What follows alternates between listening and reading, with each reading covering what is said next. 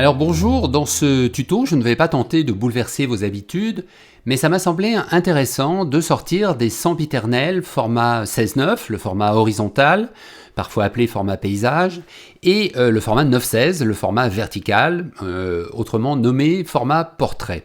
Alors pour sortir du 16:9 et du 9:16, il existe un format intéressant qui est plus utilisé qu'on ne croit et qui est même un peu tendance, c'est le format carré. Mais procédons par ordre, on ne peut pas évoquer le format carré sans mettre en perspective les formats les plus utilisés aujourd'hui, que sont les formats 16:9 et le format vertical. Commençons par le 16:9. Alors le format 16:9 de ratio 1,77, il s'est popularisé pour contrer la télévision dans les années 50 en proposant un format plus large, plus spectaculaire et qui se rapprochait davantage de la vision humaine que le format 4/3 dont on reparlera d'ailleurs un peu tout à l'heure. Le 16:9 a permis pour les films cinéma diffusés à la télé et tournés en 1,85 qui est le format large le plus courant, ou 2,39, le fameux cinémascope, d'être mieux adapté.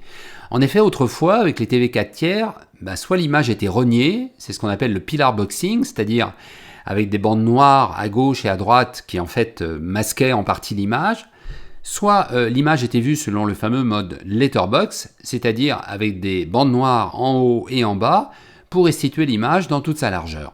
Puis le 16:9, c'est devenu le format de compromis, de référence pour la télédiffusion, les DVD, Blu-ray, moniteurs informatiques, écrans de caméra, les tablettes, etc. Aujourd'hui, nos TV, nos ordinateurs nous ont accoutumés et même on peut dire conditionnés à préférer regarder nos vidéos en mode 16:9, pourquoi pas. Le format 16:9 est parfois aussi employé par les utilisateurs de mobiles, mais la plupart du temps, ils ont plutôt recours à la vidéo verticale, donc du 9:16. C'est ce que nous allons voir maintenant.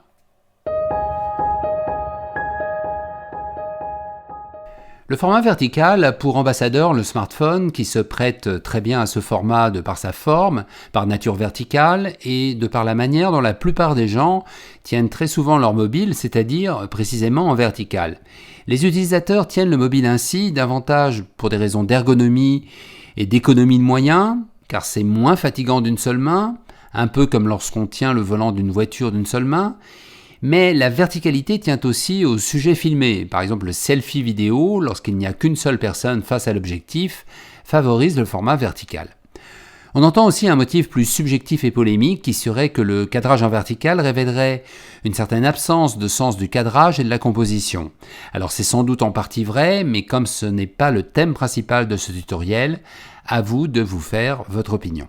Alors une certitude, les réseaux sociaux vont dans le sens du vertical. Instagram, Facebook, Twitter non seulement acceptent mais encouragent les formats dits verticaux.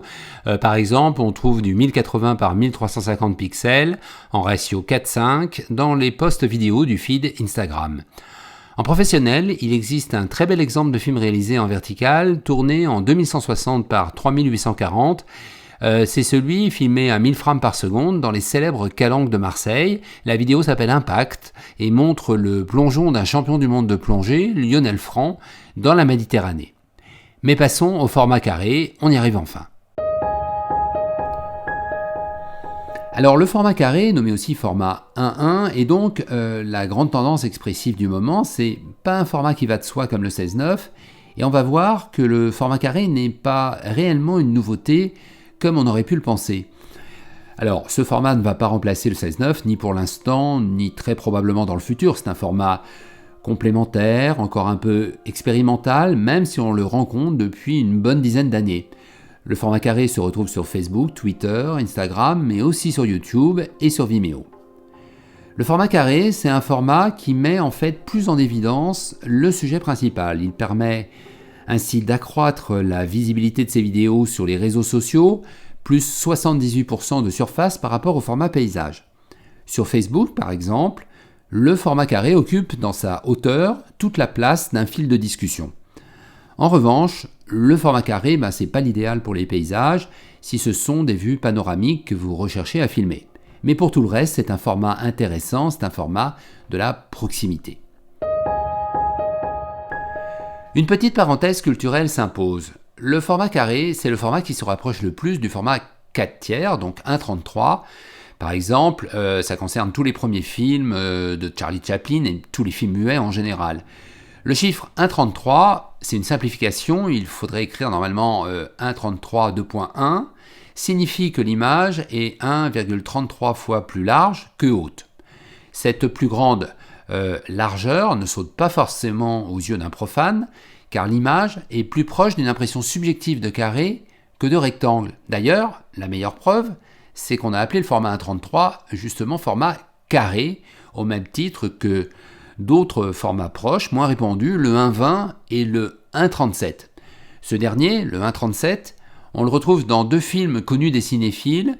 Pour le premier, Ida de Pavel Pawlikowski et surtout le fameux film Citizen Kane d'Orson Welles. Comme on le voit, rien de réellement nouveau sous le soleil. Le format carré, c'est finalement un format qui s'inspire de formats qui ont déjà existé sous une forme plus ou moins approchante.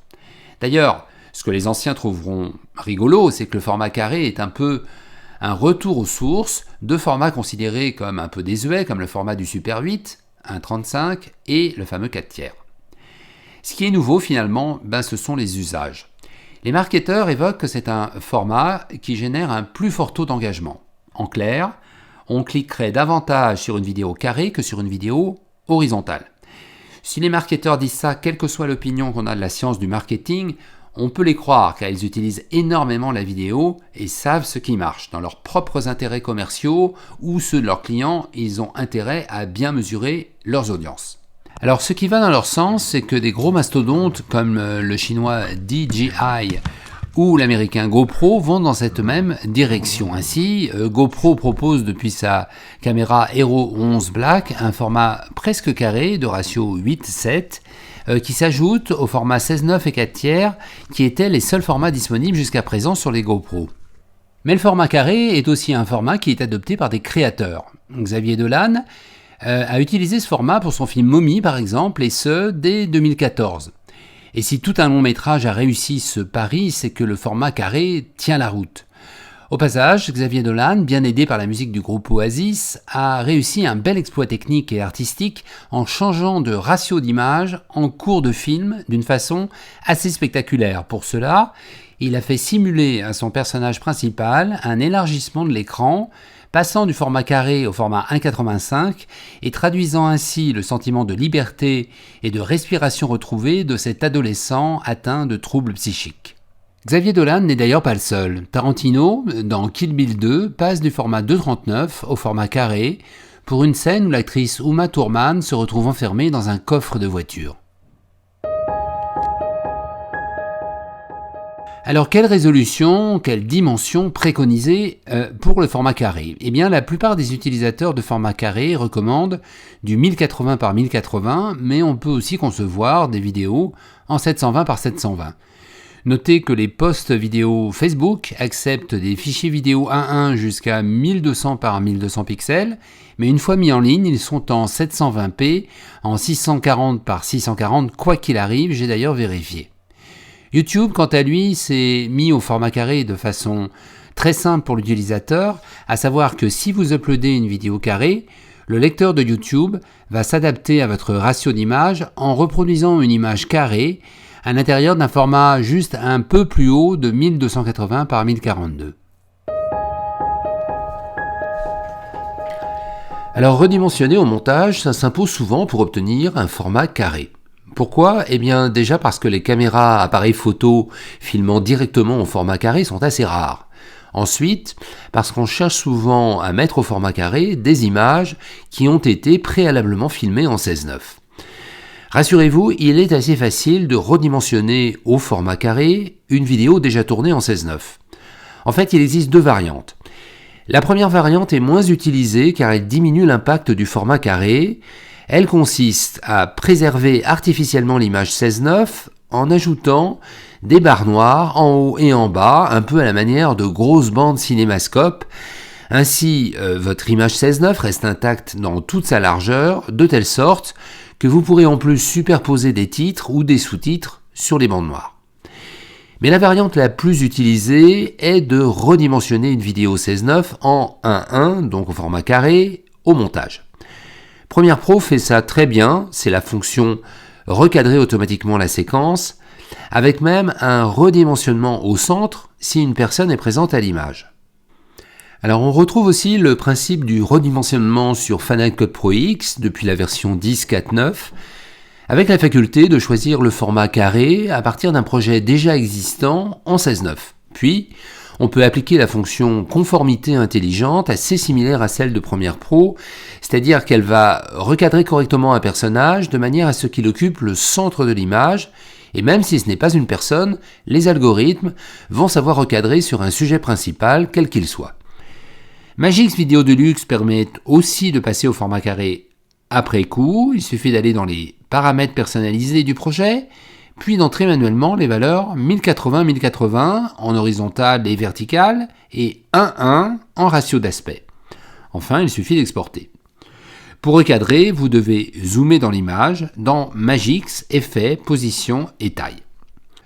Voilà, en tout cas, comme vous le voyez, il existe beaucoup d'outils pour redimensionner une vidéo au format carré, donc il n'y a pas d'obstacle technique qui va spécialement vous arrêter. Il reste le choix, qui vous appartient, de tenter de diffuser en format carré. Allez, chiche!